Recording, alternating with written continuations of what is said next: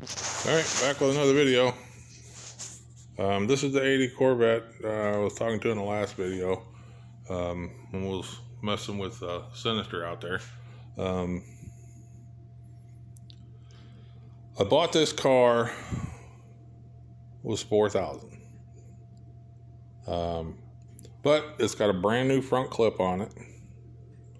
That in itself is $4,000. It's got a new front nose on it. The doors have all been redone. It's got the glass top. The rear housing's been redone, and it's got a new rear panel on it. They put a lot of money into this car for body, but they just dropped the ball on literally everything else. The exhaust, they're trying to make it the late model type exhaust in the center. Yeah, that shit grounds out and vibrates like crazy. They didn't even run it through the cross member like it's supposed to be. So that's going to have to be redone. But that's exhaust, ain't a big deal. I might even put side pipes on this car, I don't know yet. The other thing that they did was somebody spent that $800 at Eckler's for those stupid, ugly ass square headlights that people put in these cars, and I just think that they're terrible and it takes away from the whole car. So I found the original flip ups, put those in it. Now those of you who don't know about these Corvettes, one, no matter what you do, pack a lunch, they're a pain in the ass to work on. That's just welcome to owning a Corvette. But underneath here, there is a bonding bar or a support bar, and it's bonded to this front end. And when you put these front ends on and you bond that bar, there's a special compound you use to put on here, and you clamp it and you reattach it to the front end before you put it on. Well, if you're not careful, your bonding agent or your glue or where your epoxy or whatever you want to call it will get into your anchor nuts for your headlights. And that's what happened in this case. They used too much. So when you went to take this out, those old ones out, the anchor nuts broke loose. So now you got nothing for your bolts to attach to. So how do you fix that? If you get a small drill bit, I'll try to get under here and show you a little bit about what I'm talking about. You get a little drill bit. I don't know how well you can see that. And you drill a hole, and then you take an air saw and you cut it lengthwise at the very bottom of this channel to where it's flush. You can slip a J-nut in there, and it will, I don't know if you can see that or not, right there. You can slip that J-nut in there, right there. You can slip that J-nut in there and have something to bolt to, and it won't take away from anything. But you do need a 90-degree drill to do that. They sell an attachment for your drill to be able to do it if you don't got one. They're like $14. The other thing that they did on this car was they cut the electrical system to absolute dog shit. I mean, it was just tore up. I mean, terrible. So, guess what happened? Yep, it all came out. Every stitch and wire, everything. I went to Easy Wire and got an Easy Wire kit, which is, I wanted to try them anyway. I've used Painless, and I wanted to try Easy Wire because they're like 25% of the cost.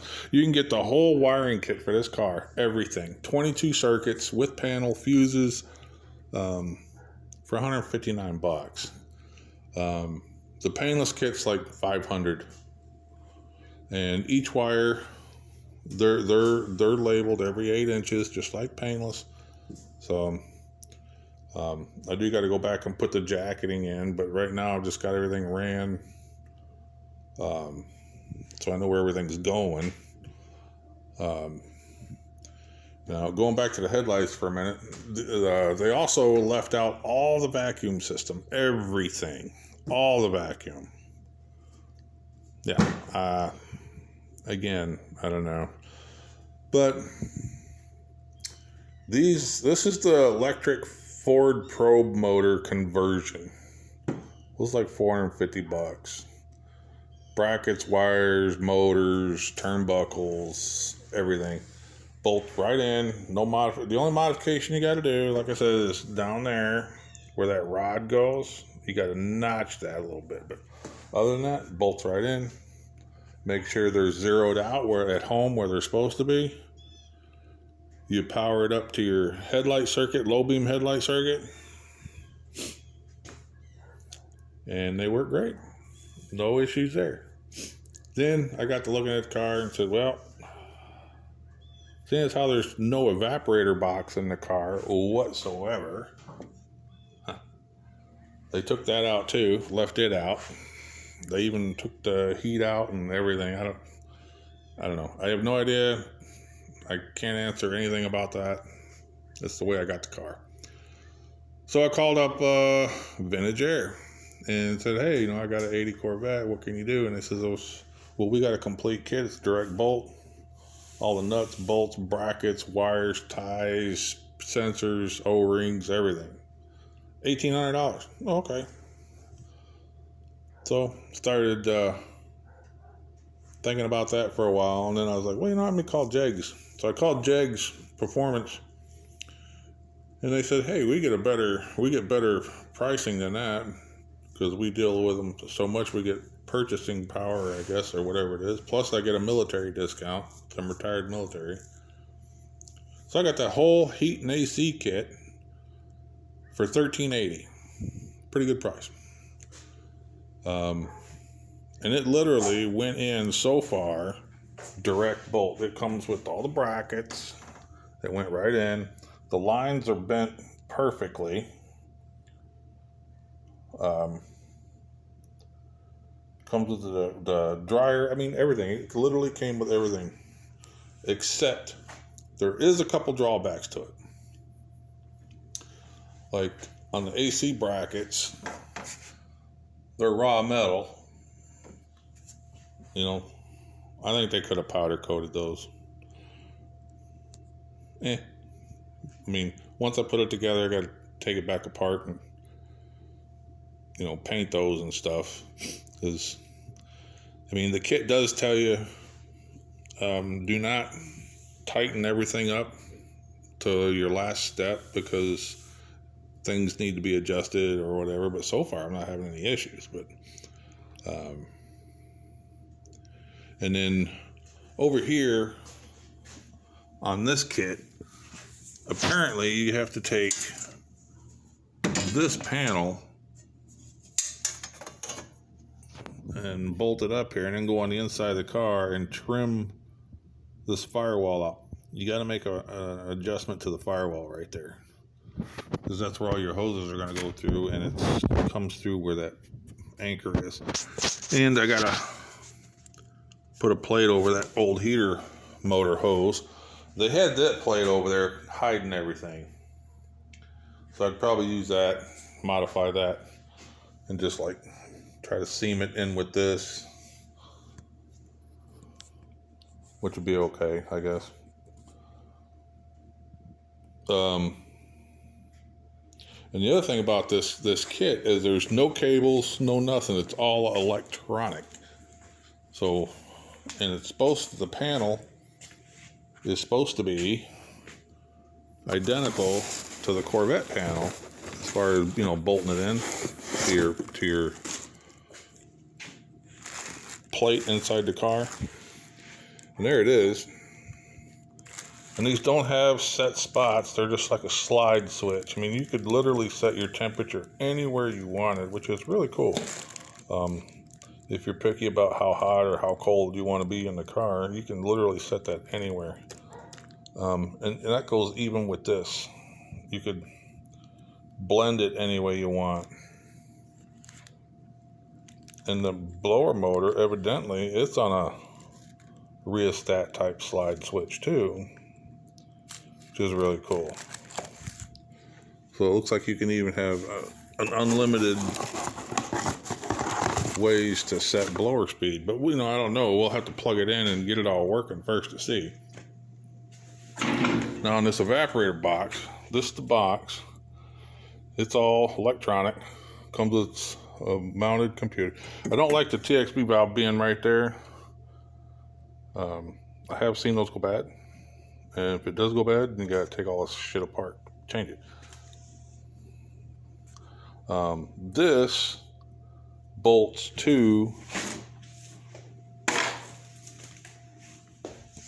this bracket that goes over there, and that's the only thing it bolts to. So it doesn't bolt to anything underneath the dash. And this kit comes with all the heater duct, all the fittings, all the wiring harness, all the duct adapters, everything. And it comes with some of the ductwork, the hard shell stuff. And I got to go through my 2.6 million boxes of parts and find all the little vent housings and stuff for the interior. And the other thing that they did on this car is they took the speedometer and they took the tachometer out. Why? I have no idea. That's kind of classic to a Corvette too. But they put Equus ones in. Those had to be redone. The center console gauges in there, they didn't work.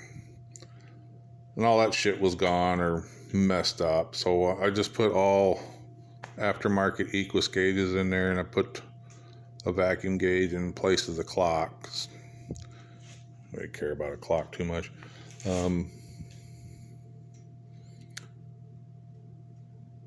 But the inside of the car is a little bit of a mess. But like I said, we've been rewiring it. We still got a little bit to do in there. It looks like a lot, but it's not. It's just, panels need to be put back on. Some wires need to be tucked and stuff like that. But, it's, like I says, I'm not looking to get this out till probably March or April. And we'll go back in there and make sure everything's square. The only thing really in the wiring we kept in the car was, I think, some of the power antenna wiring and the rear defroster stuff with the right there, that timer box to run this grid back here.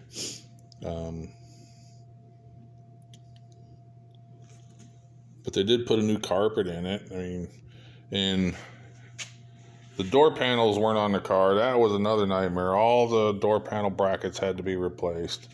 And I'm trying to get these windows adjusted. They adjust front, back, left, right, in, and out. But as far as getting them in here right, and I put new seals in here, and I put new seals in here, and put new door seals on it. But now when they put the car back together, when they did the door shims, they did the door shims without door seals. So this is what happens. See that? So the doors are too tight. They gotta be readjusted. They, like I said, they had the right idea, but they just, I don't think really knew what they were doing. The wiper motor still don't work. That ain't a big deal. Just gotta wire up a new one and put it in there, I guess.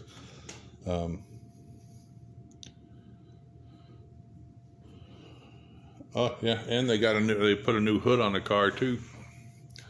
So they put some money into it. They just got ahead of themselves, I think. They didn't, when you take one of these apart all the way down to the frame like they did, and then go to put it back together, there's other shit that needs to be done before you literally go putting the body back on. But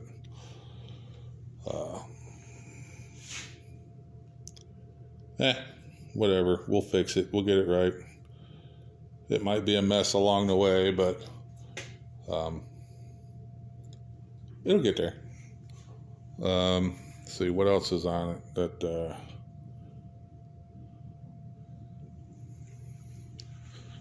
I think that's about it. I did mention the exhaust. They got that all jacked up too. There's old Sinister out there, a blower car, big tire car, 31 17.5s in the back. Runs like a complete monster. But I'm not going to go that extreme with this car. This car is staying basically the way that is. Except we are going to fuel inject it. That one's fuel injected, and I love it. So we're going to fuel inject this one. I haven't decided yet if I'm going to stay with Phytech. That one's Phytech. This one, I might go with either the Summit / Phytech unit,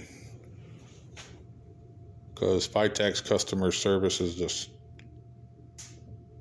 it might as well just close the doors on it. It's not even there.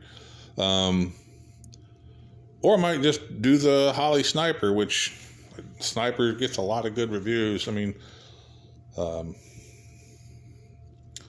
yeah, this is going to get fuel injected. I like the Edelbrock carburetors, but I mean, once I've done one of these and put fuel injection on a performance motor, I mean, it's just, there's no comparison. I mean, a good Edelbrock AVS carburetor, $450. Fuel injection, $700. Hey, a little bit more, but performance-wise, it's just better. And they did put headers on the car, but they put them block hugger things on there, and it looks like they just found a set that was laying around somewhere, because they look like they're freaking 100 years old. They're all rusted. Those are have to be changed. I don't know. I don't remember if I mentioned the alternator bracket. That's a takeaway. Just for the money you pay for the kit, you figured they'd powder coat those, but they're just raw metal. Oh, and the other thing in the kit, they do not give you any heater hose, even though it's a heat and AC car kit. The box is heat and AC, but they just don't give you the 5/8 hose, and that's what this kit uses, is 5/8 hose. Which, is it nitpicking? I don't know. You decide. I mean, I think so. I don't think it's nitpicking. I think that if Vintage Air is selling the kit for $1,800, they can throw 15 feet of 5/8 heater hose in there. What is it, $3 a foot?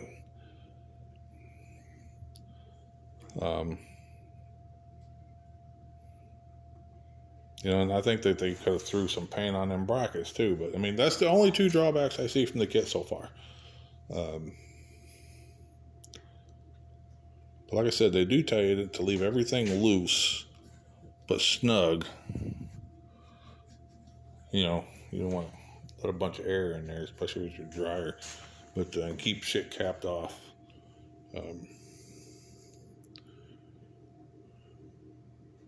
That's basically where we're at on this. I mean, it does start and run right now. I mean, it's plated, it's insured. I could take it down the road, but these tires are toast. I got the seats out right now because I said I'm a big guy and I can't get around in these Corvettes. Hell, I can't even drive this thing. This is wife only here.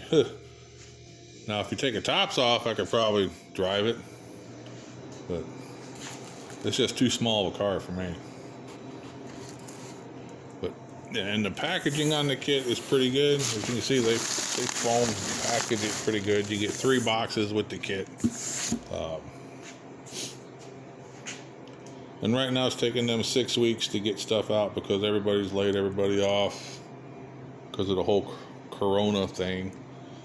But this kit took actually about 4.5 weeks to get here through Jegs.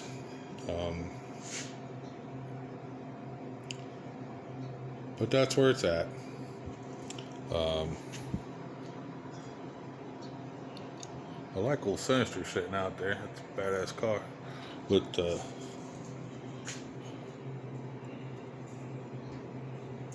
that's where we're at. Yeah, I like the vice grips on the steering wheel. I had to back it out the other day, and didn't feel like putting the steering wheel on. But that's where we're at. If you got any questions or anything about, the kid or the car or something like that, shoot me a message. I'll get back to you on it, or we can come out here and look at something, or do another video on something else if you want to see something, or something what was done or whatever. But thanks for watching, and so I get some more done on it, I'll get another video up on it. But thanks for watching.